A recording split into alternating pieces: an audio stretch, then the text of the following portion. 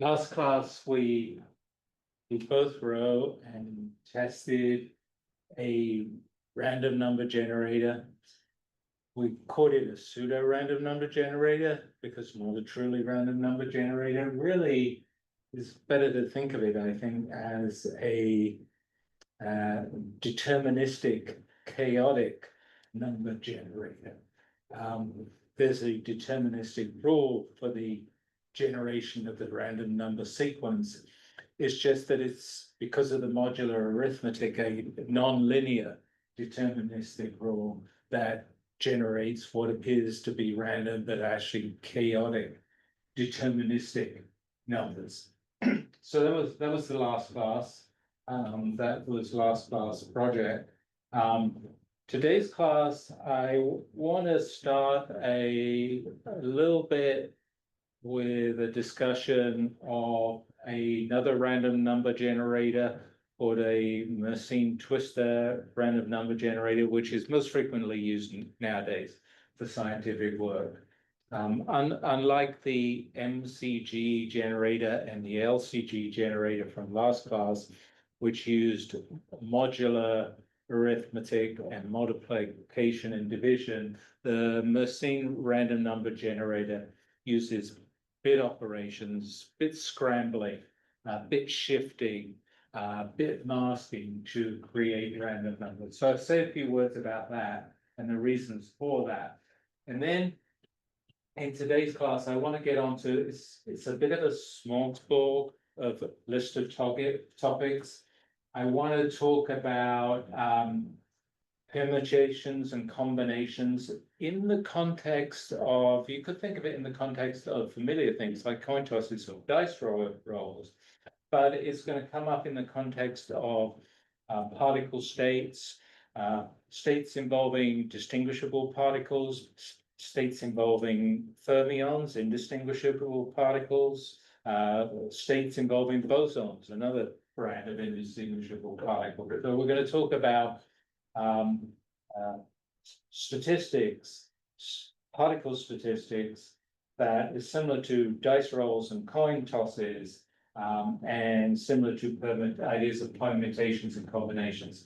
And then in this list of topics I wanted to cover today, we'll talk about how we might use random numbers to solve integrals. In physics, we often are faced with integrals, and random numbers. Using random numbers is one way we can numerically solve integrals. So I want to show you how to do that. I want to also talk about, in physics, we often use fundamental constants or natural constants. I want to show you how, in some cases, you can use random numbers, sequences of random numbers to figure out fundamental constants or natural constants. So we'll look at that too. In the following classes, after today's class, each class will be one topic that uses random numbers to study random processes. So we're going to go through a series of different random processes, one per class, using random number sequences to explore them, understand them.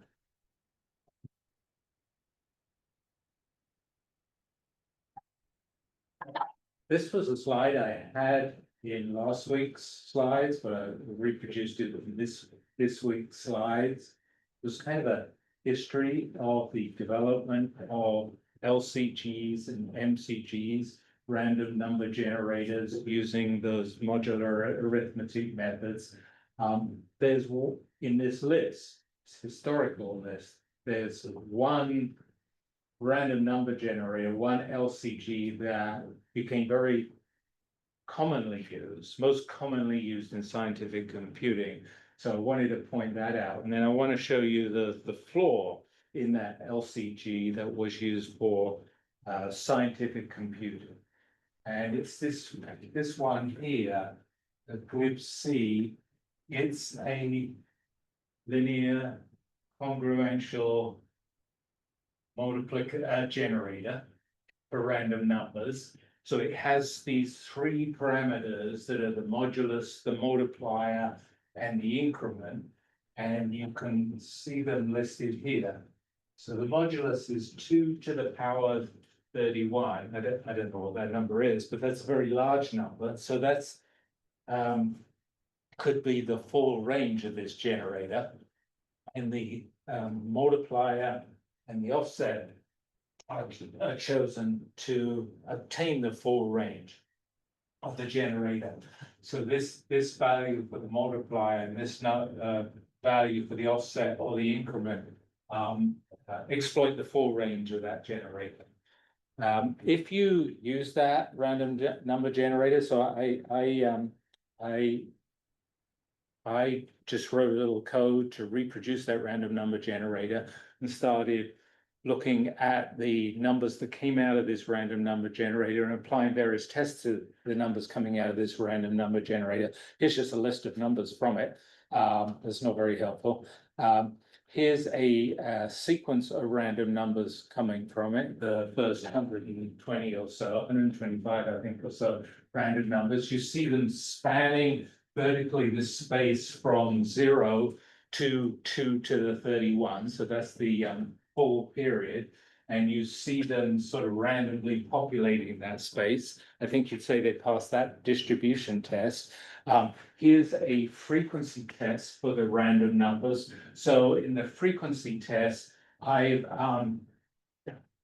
divided the full period to about 2 to the power 9 into about 12 bins. And I've counted for these generation of 125 random numbers, the contents of each bin. And these are the contents of each bin. They're averaging about 8 in each bin. And I think we passed this this is a frequency test. So we passed this frequency test because there's no obvious structure in this histogram. But it's showing that, again, that the random numbers we generated were generated kind of uniformly across the full period. This is what is called a spectral test. I mentioned this last class. This is where you plot, say, the current random number, that's the horizontal axis here, versus the prior random number. Or you could plot the current random number versus the future random number. So this is a test that is sensitive to correlations between pairs of random numbers. And again, this random number generator, at least these statistics, appears to satisfy this test. It's called a spectral test. This distribution of data points is uniform. But where this random number generator failed, and it took a while to realize it's failed, is this test here. This test plots the bits of the sequence of random numbers. So this is a new plot I haven't shown before. This is a plot that's describing the bits of the sequence of random numbers. The bottom row here, little rectangular white and black squares, that was the starting value in this sequence of random numbers, or the seed value in this sequence of random numbers. And as you walk up this ladder here, up the vertical axis, each additional row is the next random number. And you're probably seeing, again, about 125 random numbers here in this column of data. And over on the right-hand side, which are the more significant bits, it looks like a random distribution of bits being on and off. So a black square is a bit on and a white square is a bit off. So it's a random distribution of black and white squares of bits on and off. But if you look at the lowest bits, so look at this column, which this is the least significant bit on the far right, it's a clear pattern for the bits switching on and off. You look at the next to least significant square bit. Again, you've got a pattern of the bits going on and off in a periodic pattern. And the bit after that, the second but least significant bit, also has a structure to it, a periodic pattern to it. So the LCG, it's well-used scientific LCG, passed the distribution test, the frequency test, the spectral test, but it actually fails the bit test on the least significant bits. They change periodically. So that caused it could be a friendship relies on some sort of trust. If you're using a random number generator, you rely on some sort of trust in that random number generator, and that's the end of the trust in this random number generator. And that led to the development of what is now a modern scientific random number generator, which is this Mersenne-Twister pseudo-random number generator. So it is very widely used now. It is available in NumPy, so we'll be using it today. It has an enormous period to it, way bigger period than the 2 to the 31 period of the LCG.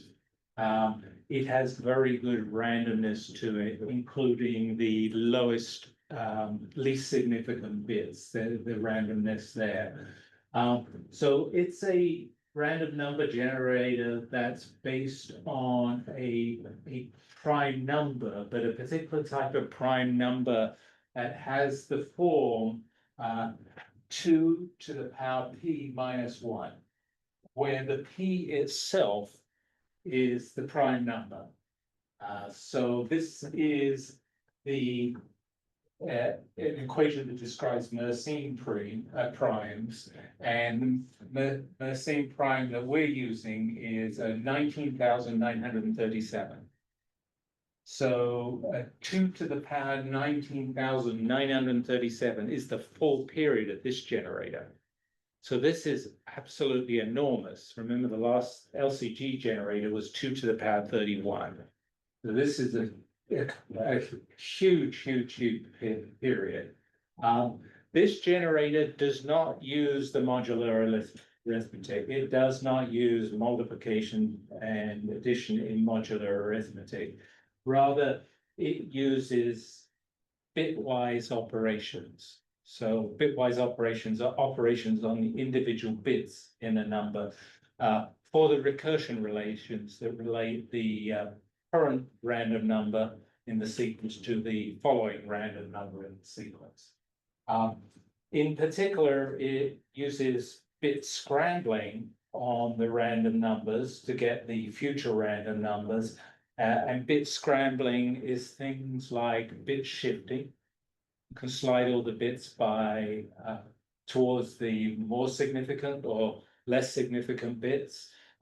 You can mask bits, that's bit masking. You can remove certain bits. So it uses those techniques, the bit shifting and the bit masking, to do bit scrambling. And in that way, create a non-linear relationship between the current random number in the random number sequence and the future random number in the random number sequence. So that's quite different. The other thing that's quite different is that it doesn't calculate the following random number from just the prior random number. So it doesn't use just one prior random number to calculate the future random number. Rather, it uses the combination of several the prior random numbers to calculate the future random number. So that the recursion relation we were using in the MCG and the LCG was kind of it's a linear recursion relationship using one prior. The Mersenne Twister uses multiple prior random numbers to calculate the next random number in the sequence. So that's an important difference too. Okay. This is just a cut and paste from the manual, NumPy manual on this random number generator. It's basically a random number generator that calculates integers from 0 to the full period. So it calculates integers over that range. And then out of that, you can extract all sorts of random information. So these are kind of wrappers on the core random number generator that allow you to calculate or compute say, random floats from 0 to 1, or random integers from 0 to some number of your choice, or all sorts of other things relating to statistics and randomness. So I'm not going to go through the whole list of library functions here. We're just going to use two of the main library functions here, one of them being the random integers, and the other one being generation of random. So we're going to do that.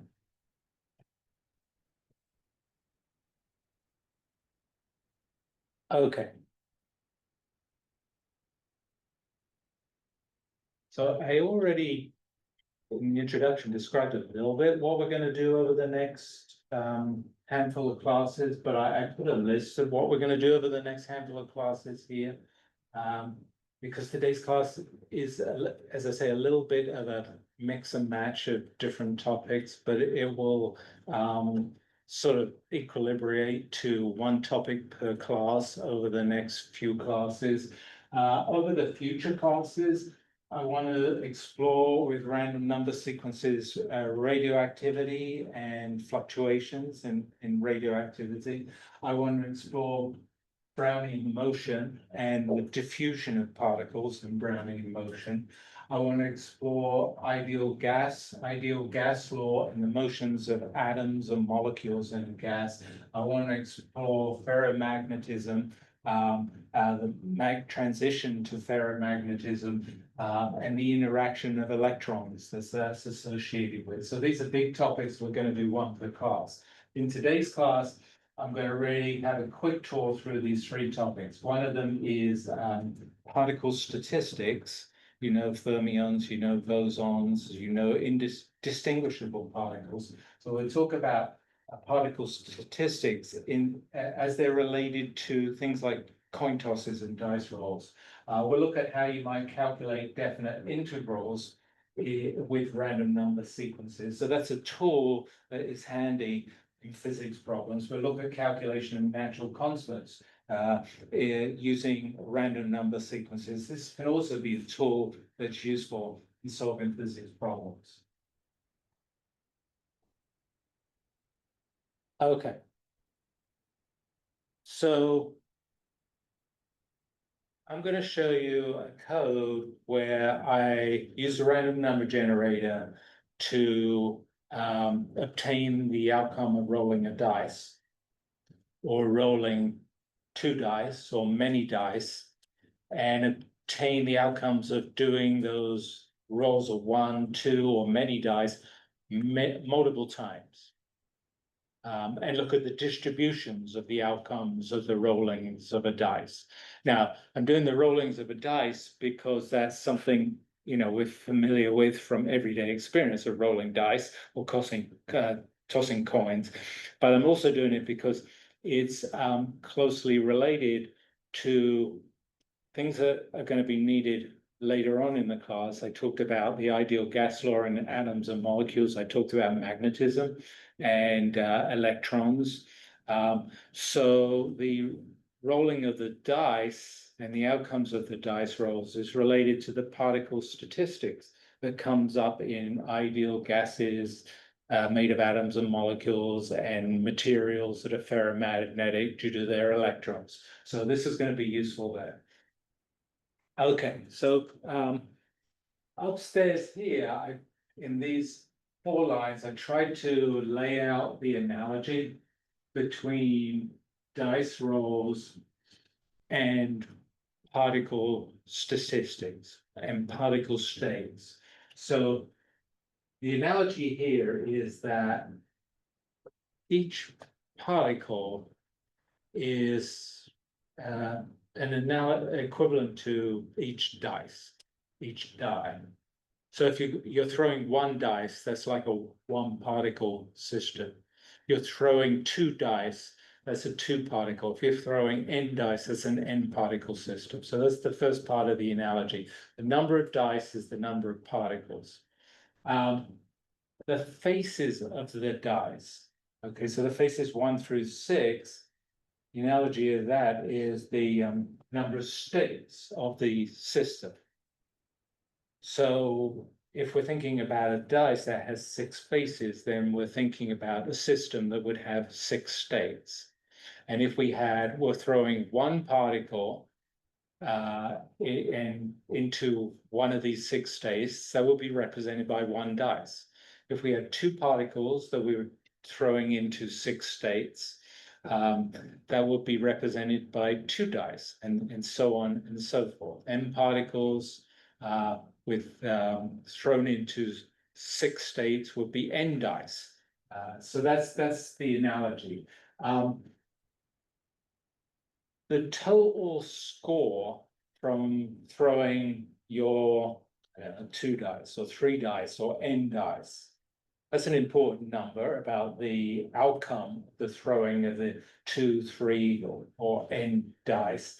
The analogy of the total score from the dice roll of multiple dice is the sort of macroscopic value, the entire value of the state of the system that you are thinking of, the observable about the particle system that you're thinking of. So it might be, the analogy might be the energy of the system of your particles in these states, or it might be the magnetization of those particles, the net magnetization of those particles in those states, or it might be the net or total angular momentum of those particles in those states. So when we're rolling the dice, we think about the total score. The equivalent of the total score for the particles in the states is, if you're thinking about the energy of the particles, then it's the energy of the entire system of particles. If you're thinking about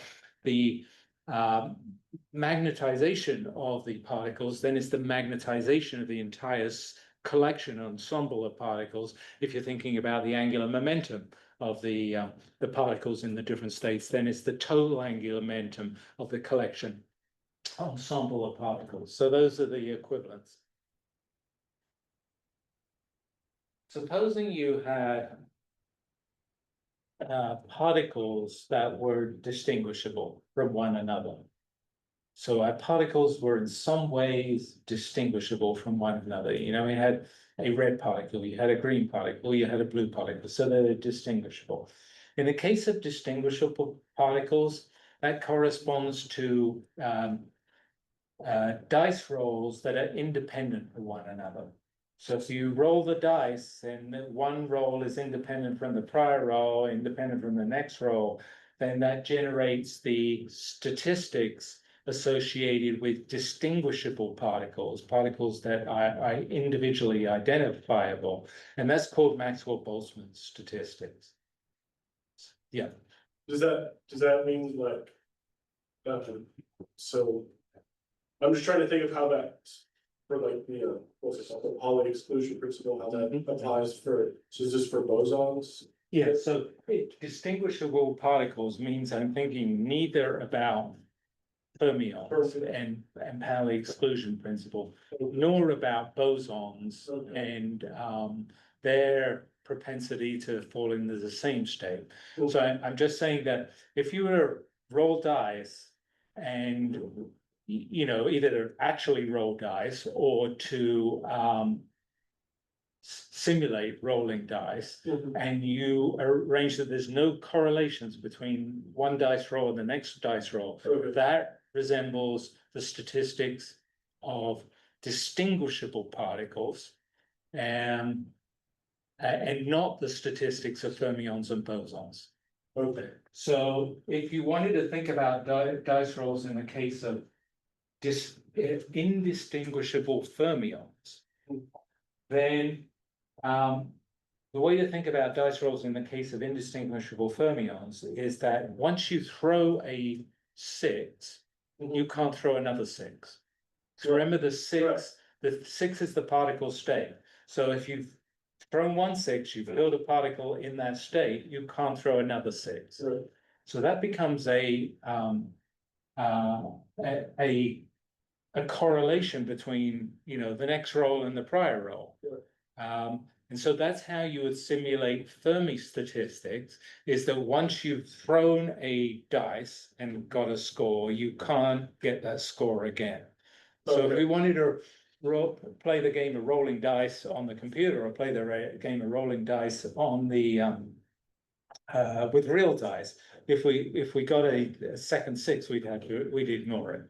And the highest dice number would be the Fermi energy. Yeah, it would reproduce Fermi statistics if you do apply that rule.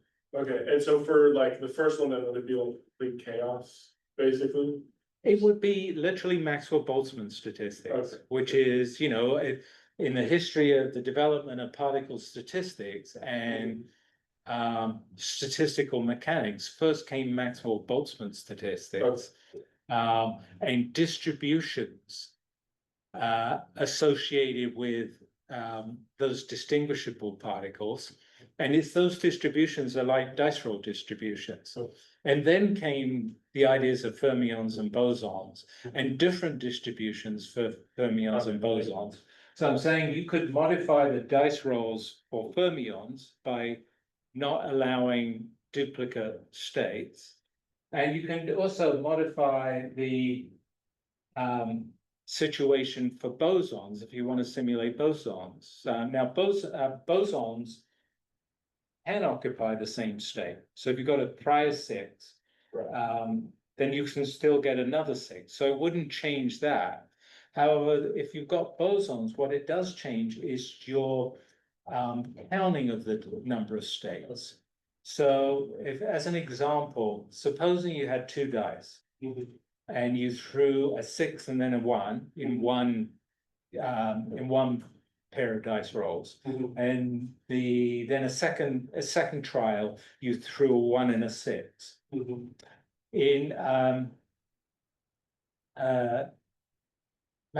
if they're distinguishable particles or distinguishable die, then the six and the one and the six are different. Different, right? If they're bosons, not just so they're indistinguishable particles, the six and the one and the six are the same. So if they're distinguishable particles or dice, then in one case you got two states to count, and the other case you got one state. No matter what. Yeah, so that's how you would get different statistics in the boson case. Okay. So rolling dice is a way of generating Maxwell-Boltzmann statistics, generating Fermi statistics, and generating boson statistics. You just have to apply the right rules to the rolling of the dice, whether they're correlated with one another or not correlated, and how you count the number of outcomes. Thank you. Okay. Let me go to the code.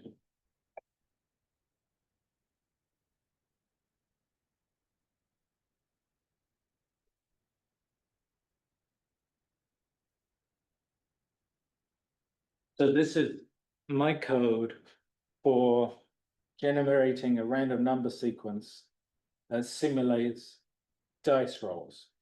And it could be, and it's a series of trials of dice rolls. What I mean is supposing I'm rolling one dice. Well, I could roll it separately, one time, two times, n times, and accumulate statistics on the outcomes of the dice rolls. And that would be equivalent to, Maxwell-Boltzmann statistics for one particle distributed over six states.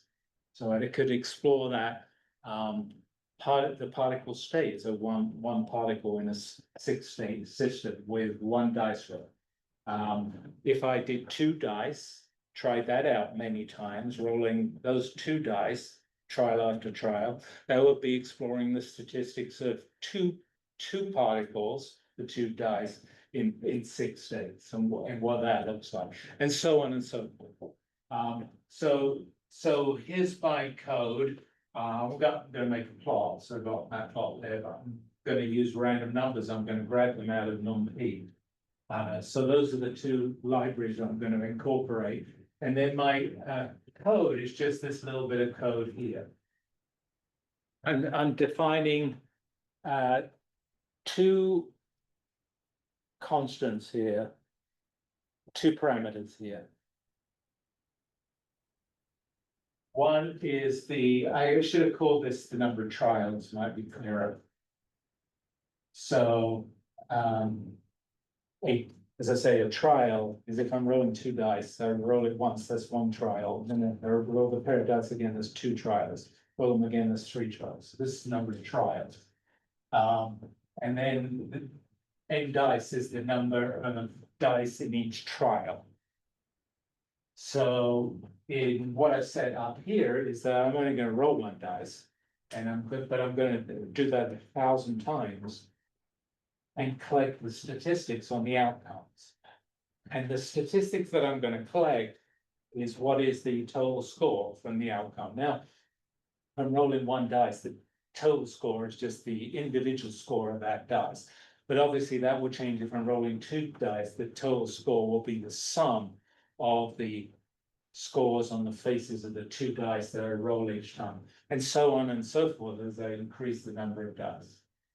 So this is the idea. This array that I'm initializing here, numpy array, this is just going to contain the sums of the one dice, which is one dice, but the two dice, if I roll two dice, the sum of their faces. If I roll n dice, the sum of the n faces. So this is going to be kind of the equivalent of my observable in particle statistics. It's going to be the equivalent, the total score on the dice is the equivalent of like the total energy of the state of the particles, or the total magnetization of the state of the particles. That's the way to think of the total dice score. So this array is going to hold that. Okay, so I head into this is nested for loop because I got two things to loop over. I got to loop over the trials. So this first for loop is going to loop over the trials, and when I loop over the trials, I'm going to reinitialize to zero, reset to zero the counter that will count the sum of the faces on the dices for that trial. That's going to be roll sum. This is the counts for an individual trial. And then I've got a second loop in my nested for loops, which is over the number of dice that I'm going to roll. So however many dice I roll, I'm going to loop around this. And for each dice, I'm going to generate a random number.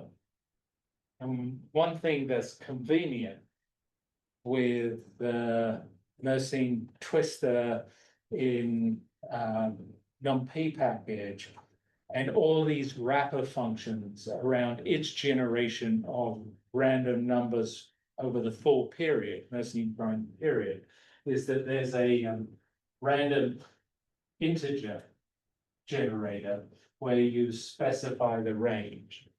So one is the lower end of the range, and the 7 here is the upper end of the range plus 1.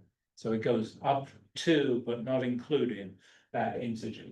So these arguments will mean it will generate a random number of either 1, 2, 3, 4, 5, or 6. Again, underneath the hood is the Mersenne twister algorithm generating random integers from 0 to the full range, some enormous number. Okay, so we generate a random number, and I'm just going to increment this roll sum so that I get the total score for the dice roll, and I'm going to store that total score for the dice roll in my array of total scores for the dice rolls. So I'm building this array of total scores, which is the analogy to the energy of the states, or the magnetization of the states, or the angular momentum of the states.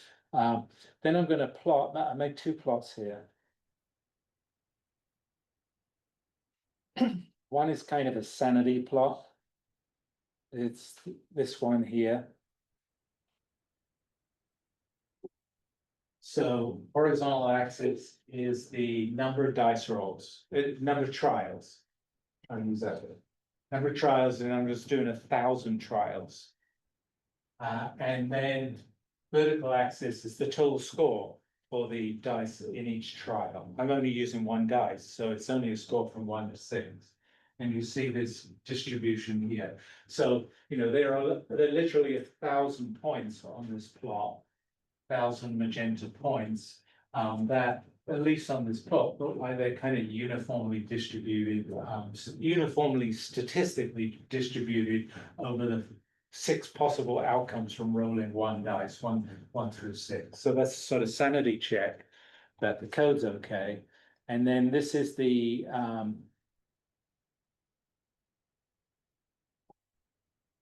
or the money plot in terms of what is the outcome of the dice rolls. And this would be really the money plot when we're rolling more than one dice and what is the outcome. Because this is the plot that tells you the probabilities or chances for the certain energies or magnetization or angular momentum of your particles in your states. So with one dice, obviously, there's just 6 possible outcomes.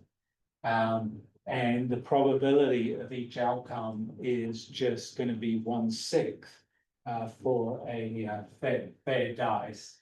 And 1/6 is something like 0.16 something here. So here's the true probability.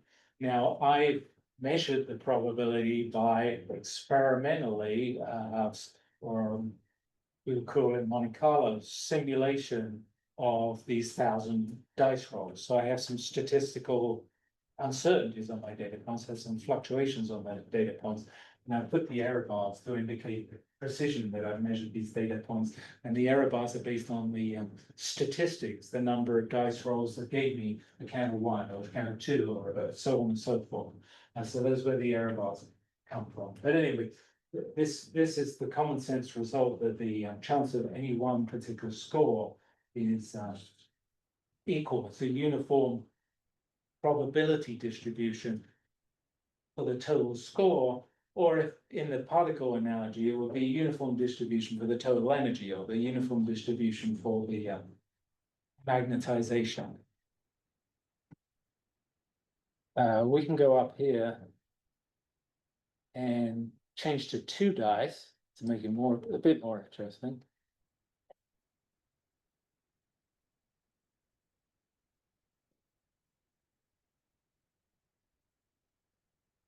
So I just ran it with 2 dice, 1,000 trials, 2 dice. Same sanity plot. The 1,000 trials horizontally, the range of outcomes vertically. So what is the range of outcomes now? Well, you could get 2 1s or you could get 2 6s. Those are the extremes. So the numbers in the range are from 2 to 12. The distribution here for the different outcomes is now no longer uniform, right? There's more ways to get for example, more ways to get a 7. You could get a 3 and a 4, or a 2 and a 5, for example, or a 1 and a 6. Then there are to get a 12. There's only one way to get a 12, which is 2 6s. Only one way to get a 2, which is 2 1s. And so you see here that there's more outcomes in the mid-range of the total score, around 7. And less frequently, but not completely unlikely, is these are 2 1s, and upstairs here are 2 6s. So we get a non-uniform distribution for the first time. Again, we can make a histogram of that distribution. So I just added up. I'm not saying how I'm doing it on the plot, but I added up the number of outcomes that gave 2, so 2 1s, and gave 6, so it's 2 6s, and all the other possible outcomes. And I divided the total number of occurrences of each total score by the 1,000 dice rolls in my trial to get a probability for each particular outcome. And so here you see that 7 is the most probable outcome because there's in terms of 2 dice, there's 6 different ways I can make a 7. Now I can make a 1 and a 6, or a 6 and a 1, and the same thing for the 3 and the 4, and the 2 and the 5. It's much harder to make 2 The only way you can do it is getting one and then another one. So that's a low probability. It's actually 1/36, one outcome out of 36, and likewise for the two sixes. So this is the distribution that emerges there. Again, I've generated it with random numbers from NumP. And again, if you're supposing you were putting two distinguishable particles in a box with 6 states, this would tell you the resulting energy distribution of the different states and their probabilities, or the resulting magnetization distribution for the different states, or the angular momentum distribution for the different states. If the states were characterized by energy, or characterized by magnetization, or characterized by angular momentum.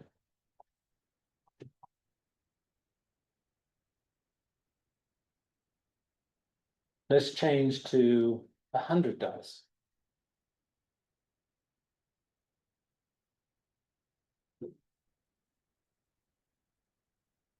Let me run the whole thing.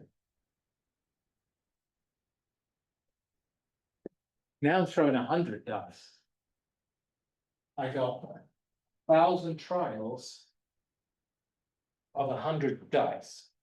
So now we're starting. One reason we want our random numbers generators to be speedy and efficient is that often in scientific work, we're generating lots of random numbers. I'm generating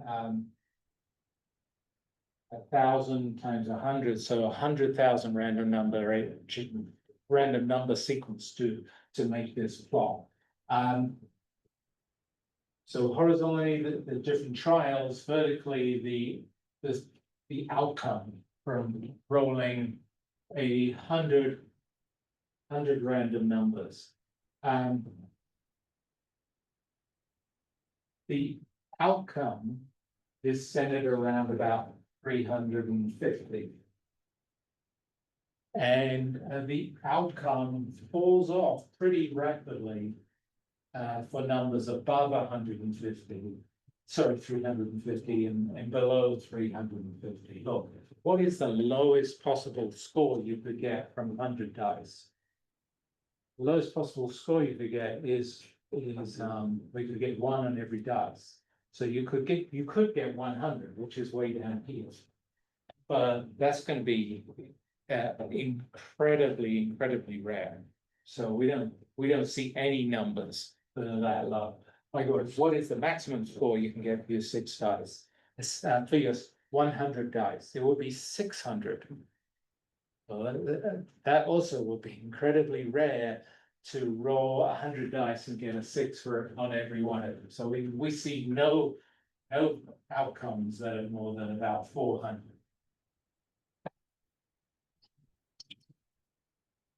This is the kind of distribution of those outcomes. We see it's centered on a mean value. The mean outcome of rolling 1 dice is 3.5, right? It's and the from rolling 100 dice will be 350. So we see a peak here, and we see nothing below 300 and 400. There are, possibilities below 300 and 400, or score below 300 or above 400 from rolling 100 dice, but they're extremely rare. They're a very rare number compared to the possible outcomes. All the outcomes are now really centered around the mean value for the scrolls. If I did 1,000 dice, now I need 1,000,000 random numbers. So it took a little bit longer.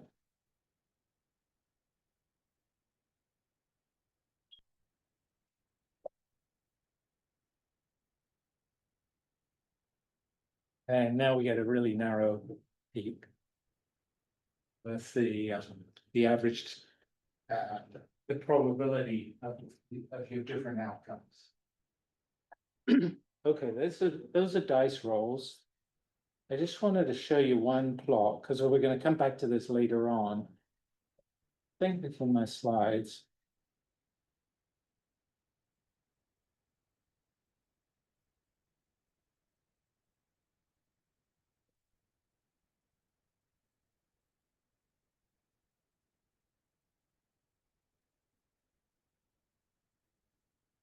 I said that we could modify the dice rolls by not allowing, say, two occurrences of the same face of the dice to emulate fermions and Fermi direct statistics.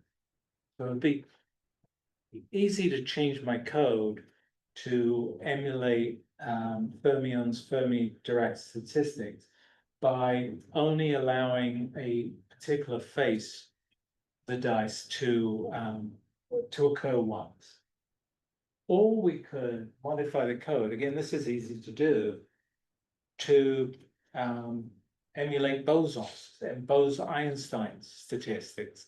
We don't have to modify the current, the occurrence of states in the dice rolls, but we do have to modify the counting of the total number of outcomes for the dice rolls. So the thing that you were changing, Bose-Einstein statistics, a 6 and a 1 and a 1 and a 6 are just one state, because the two particles are identical.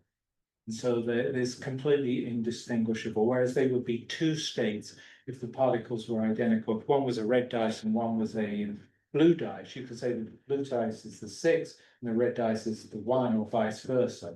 If the two dice are bosons, you can't make that distinction because the two dice are completely identical. So you just count it as one state. So this plot here is that distribution plot that I made for one dice being thrown 1,000 times, two dice being thrown for 1,000 trials, 100 dice, 1,000 dice in 1,000 trials. So I made that, it's exactly the same plot, except I've changed the number of particles to 20. So particles was equivalent to numbers of dice. So this is like throwing 20 dice. I changed that. And I changed the number of possible states, which was always 6. I changed it to 50. That's the number of faces of the dice. So this is throwing 20 50-sided dice. I did that because there's no point in me trying to, I work with 6-sided dice. There's no point in me trying to, if I want to emulate fermions and fermion statistics, I can't throw more than six dice, because a fermion can only go one fermion per state. So if I had 7 dice, well, I can't put 7 outcomes in six states. So I did 20 particles, but 50-sided dice, 50 states. And so all I did to generate this was to the blue curve, which represents distinguishable particles or dice rolls, is what we had calculated in my code that we walked through. So that's just the Maxwell-Boltzmann statistics of distinguishable particles. The only thing I changed is that I got 50-sided dice rather than a 6-sided dice. And I'm throwing 20 particles into the 50 states. So that's the blue curve is the distribution, Maxwell-Boltzmann distribution we met before. The orange curve and the green curve are respectively the Bose-Einstein statistics and the Fermi-Dirac statistics that you get with bosons and fermions generated by throwing these dice, where I've applied the rules about bosons and fermions for fermions that you can't put them in the same state, and for bosons, the fact that a 6 and a 1 and a 1 and a 6 are just one state. So just apply those rules. It was easy to do, and I get these two different distributions here. Look at the fermions, it's much more narrowly peaked. So that's interesting, and you can kind of understand it. Supposing I try to put 50 fermions in 50 states.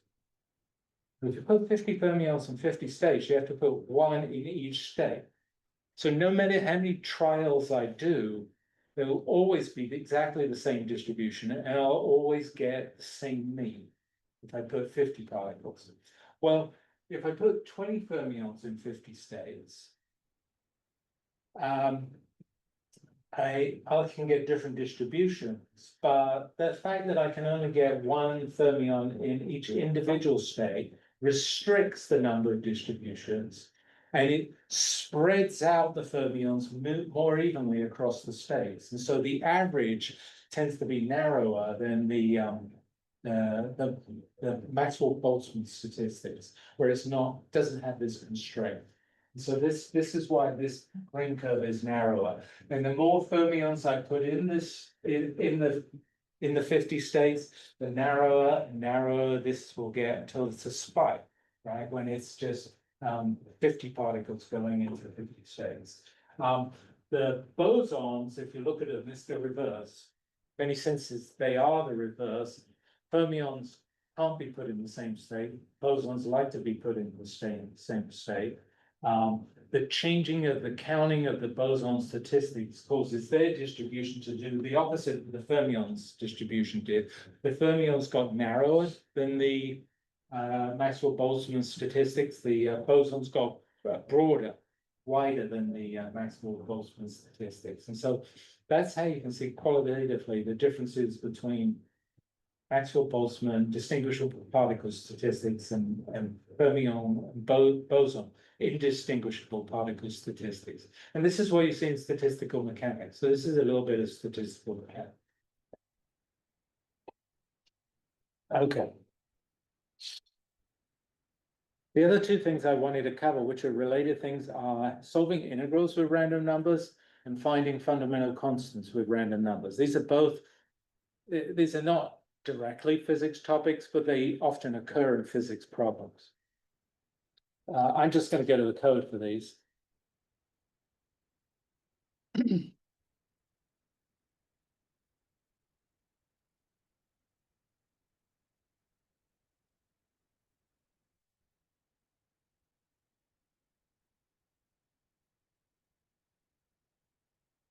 Okay. So this is a calculation of the volume of a sphere based on generating random numbers. Calculation of the integral of a sphere's volume. So you can imagine the sphere is made of lots of little volume elements, for example, created by little steps in the spherical coordinates, r, theta, and phi. We could divide our sphere up.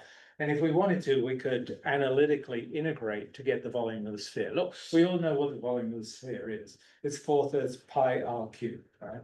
But I'm imagining we don't know what the volume of the sphere is. For some reason, we've forgotten. I'm also imagining that we don't want to go to the trouble of dividing the sphere up into lots of little volume elements with steps dr, d theta, d phi, and integrating over those coordinates. What are we going to do instead? Well, instead, I'm going to say, well, I don't know the volume of the sphere, but I do know the volume of the cube. I do remember that. The volume of the cube is the the height times the width times the length, the perpendicular sides of the cube. If I've got a cube where the sides are length 1, then the volume of the cube is going to just be 1 times 1 times 1. It's going to be 1 cube. What I'm going to do to calculate the sphere is I'm going to put a sphere inside the cube.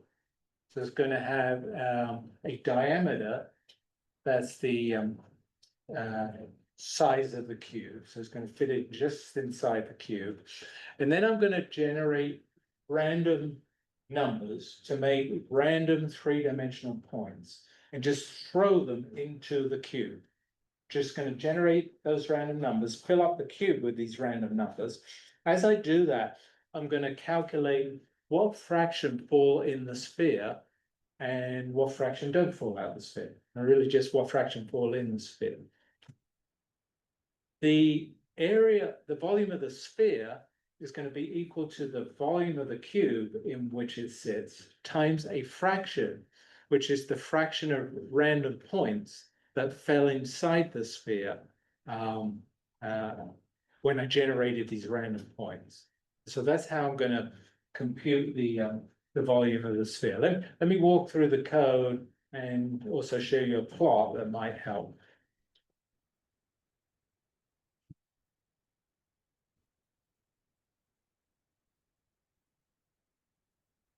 Okay.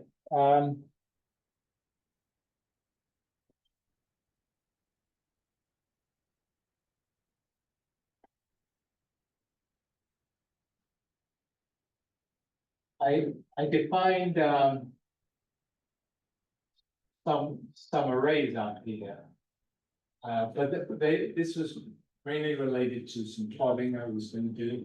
So it's not so important for understanding the algorithm of calculating the sphere, but they're arrays that will hold the random number generated points that I generate. They're inside the cube.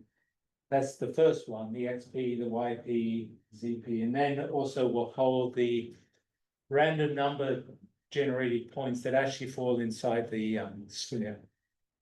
That's the XPS, the sphere. YPS, ZPS. So that's why I'm defining these, but you won't see them in the bit of code. They come with the plotting back there. No, I do have to fill them. You fill, yeah. So here's the bulk of the code.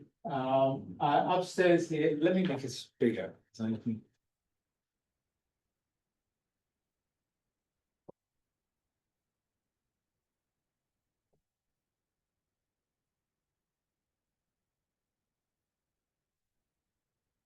There's a quantity upstairs here, Jason and I defined, and there's a quantity count that I initialized to 0. So n, uppercase N is going to be the number of random numbers I'm going to generate. I'm going to generate 10,000 random numbers.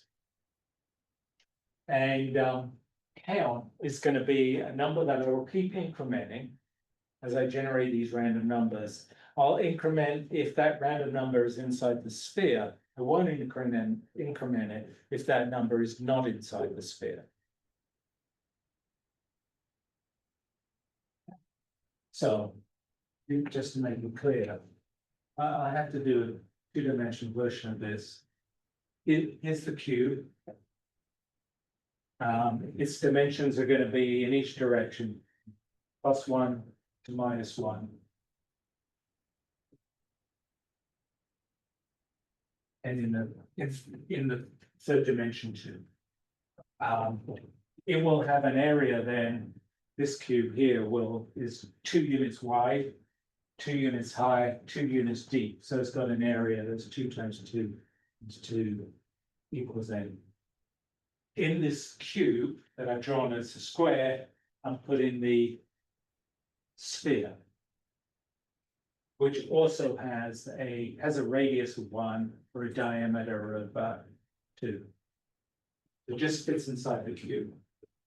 I'm going to generate random coordinates. So in 3 dimensions, an x, y, and z coordinate by generating 3 random numbers, and I'm going to plot it. Supposing this is the point. This point here is inside the check. Is it inside the sphere? It's inside the sphere. This one is inside the sphere. I'll increment the count of points inside the sphere. The next one is over here. It's outside the sphere. I can check.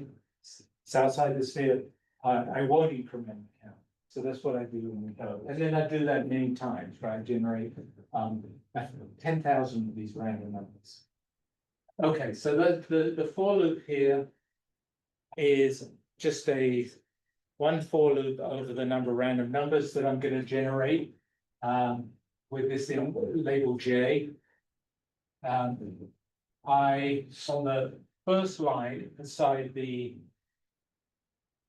for loop, I generate the X, Y, Z coordinates of the first random point in my sequence of 1,000 random points. That means I've got to generate these X, Y, and Z coordinates. So this is kind of a compound line here where I'm setting X to be generated by this random number generation, Y from this random number generation, and Z from this random number generation. The random number generator is making a random float from 0 to 1. I want to generate my random numbers. The way I do it is I want to generate them not from 0 to 1, I want to generate them from -1 to 1 to fill up this entire cube that I put the sphere inside. And so the range is twice as big. I want to range this not 1, but I want to range 2. So I'm multiplying my random number by 2, and I'm subtracting off 1 to center it on 0. So the random numbers end up being between -1 and +1. And so that's all in that line here. And I store that point. So the 3 X, Y, Z coordinates at that point. I then do this check. I check whether it's inside the radius of the sphere. Well, if it's inside the radius of the sphere is radius 1, right? The sum of the squares, the X, Y, and Z coordinates of the point,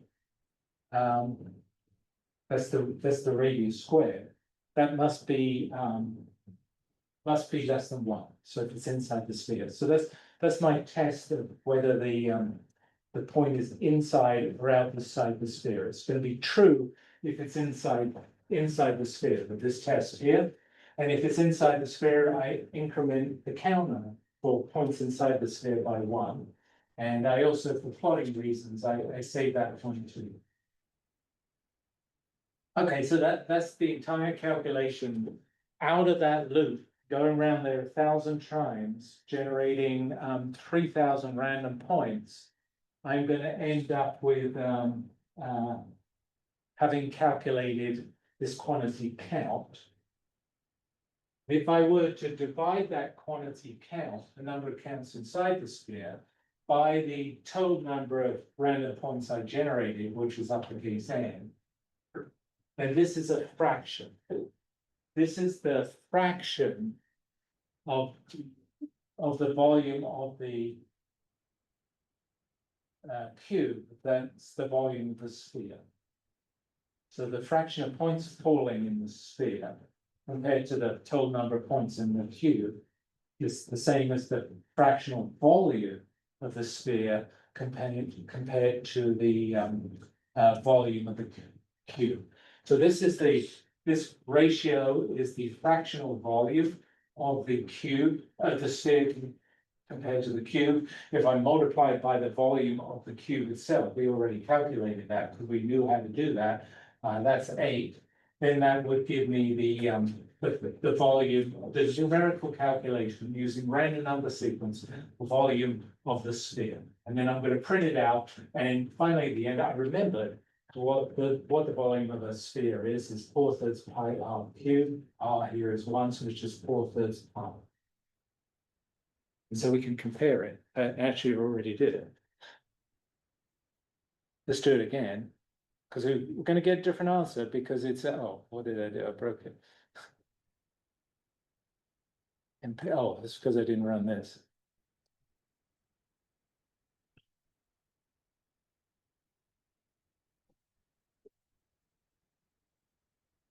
So here's my calculation, numerical calculation of the volumes. 4.198. Here's the calculation using the non-p-value of pi, 4.1889. And the more points I generate, the greater statistics. The less points I generate, random points I generate, the poorer the statistics. The better the statistics, the higher precision in my calculation. The lower the statistics, the lower precision of my calculation.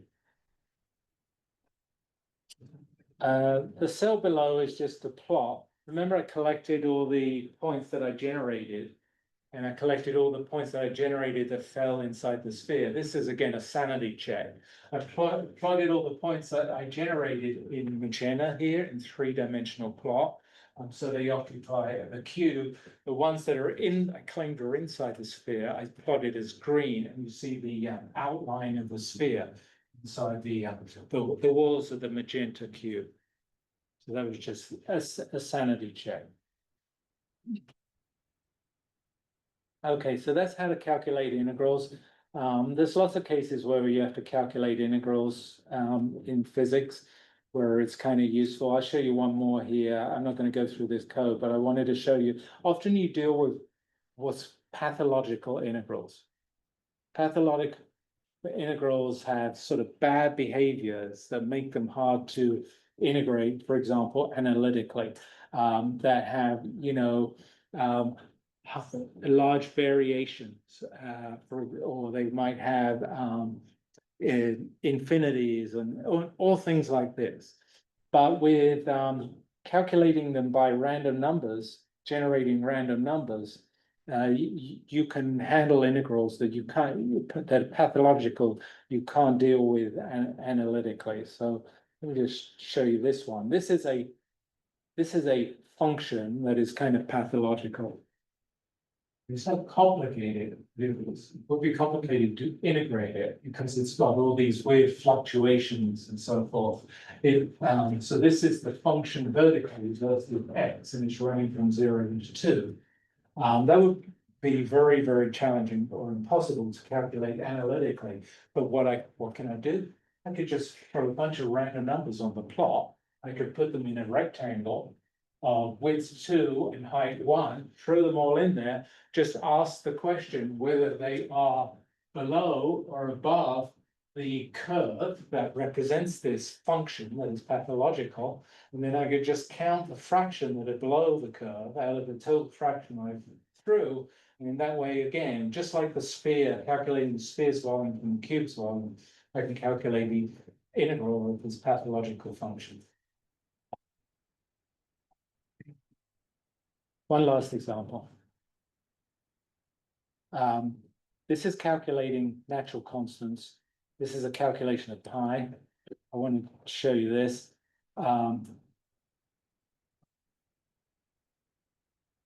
It's really the same procedure as calculating the integral of the cube or calculating the integral of the pathological function by throwing random numbers and calculating a fraction of those random numbers. But this time, instead of using it to, for example, calculate the volume of the cube,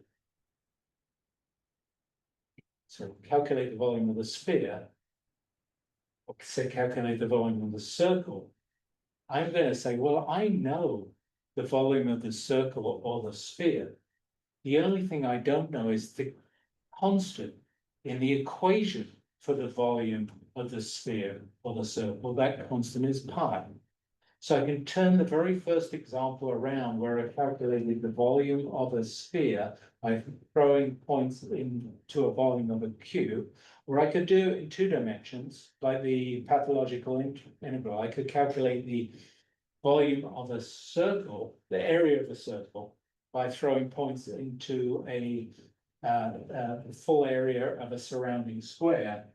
I can turn that problem around and calculate the volume of the value of pi, knowing the equations for the volume of a sphere or the equation for the volume area of a circle. So knowing 4/3 pi r cubed or pi r squared, I can compute the value of pi. I didn't know that. So that's all I've done here. It's really exactly the same code as the code for the sphere, calculating its volume from a cube, except I shrunk it down to 2 dimensions. I'm calculating it would be like calculating the area of the circle when it sits inside the square. So that's what I've done here. But I'm again computing the fraction of counts that fall inside the circle. That's what I'm computing here, but instead of interpreting that as telling me the area of the sphere, I'm going to interpret it in terms of the value of pi, knowing the equation for the area of the sphere in terms of the value of pi. And so right down here, if I run this,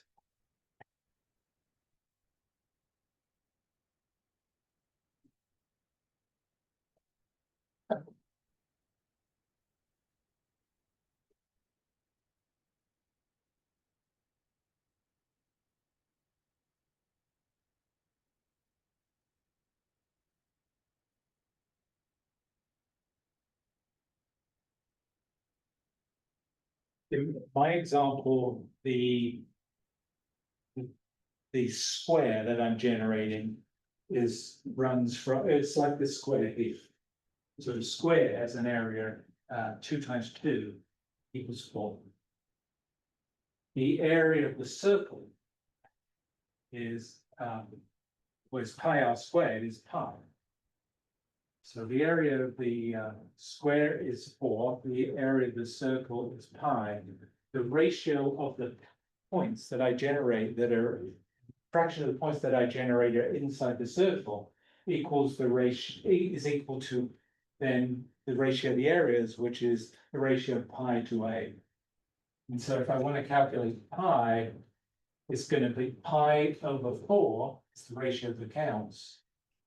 Or pi, it's 4 times the ratio of the counts. And that's what I calculated. Here I got 3.14159 is the non-peak value, and here's my value of pi. Not as good, but I could improve it more with random numbers. It's 3.1426. So here's how you can calculate natural constants or fundamental constants. I gave the example of pi because it's a straightforward one, but you can calculate other physics constants, right? You can calculate Boltzmann constant by thinking of Boltzmann example. Other constants by conjecturing a problem involving that constant and carrying out this sort of calculation with random numbers.